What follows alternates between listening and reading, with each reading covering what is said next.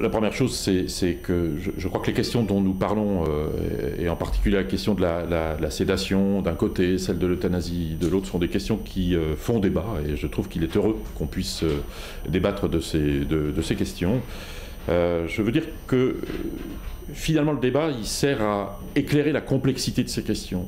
Le débat, il sert peut-être à sortir de visions réductrices ou binaires, je suis pour ou je suis contre.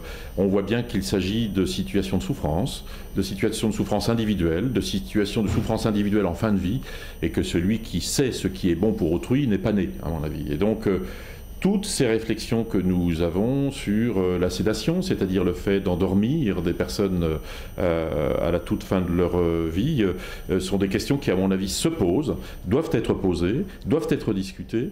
Est-ce que c'est une contribution au soulagement et à l'angoisse de mort? Ça reste quand même, à mon avis, à discuter. Mais de fait, tant qu'une société est capable de discuter sur ces questions, c'est qu'elle est en vie. Ce que je retiendrai, ce sont d'abord des paroles du professeur Aubry qui témoignent de ce que l'on est en face d'un problème pour lequel le plus important, c'est de se poser des questions. On n'a pas toutes les réponses.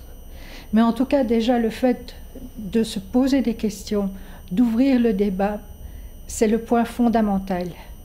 Et en fait, ce dont je me rends compte, c'est qu'il faut éviter de rester ou d'être dans des clivages, qu'il est très important, et c'est peut-être aussi quelque chose que je ressens par rapport à ma pratique en Belgique, c'est d'ouvrir le débat.